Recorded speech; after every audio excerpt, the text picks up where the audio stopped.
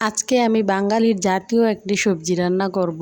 আলু দিয়ে মাছ দিয়ে রান্না করার জন্য প্রথমে আমি মাছগুলোকে লবণ হলুদ দিয়ে মেখে ভালো করে ভেজে নিয়েছি।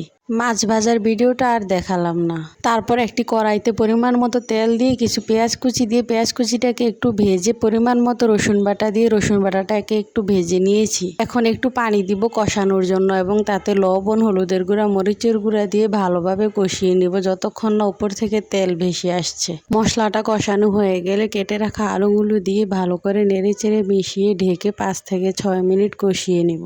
আলুগুলো কষানো হয়ে গেলে পরিমাণ মতো পানি দিয়ে দিলাম। যে যতটুকু ঝোল রাখতে চান ততটুকু পরিমাণে পানি দিবেন। ভালো করে নেড়েচেড়ে মিশিয়ে নিলাম। তরকারিতে যখন বলক চলে আসলো তখন ভেজে রাখা মাছগুলি দিয়ে নেড়েচেড়ে মিশিয়ে নিব।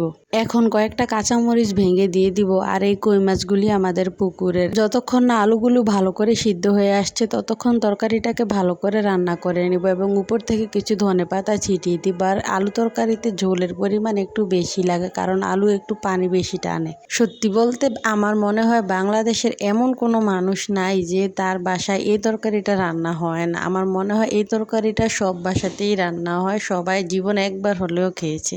এই যে আমার আলু দিয়ে মাছ দিয়ে রান্না কমপ্লিট। এই তরকারিটা কে কে খেয়েছো কমেন্টে জানাবা। এমন সুন্দর সুন্দর ভিডিও পেতে আমার চ্যানেলটা সাবস্ক্রাইব করবেন।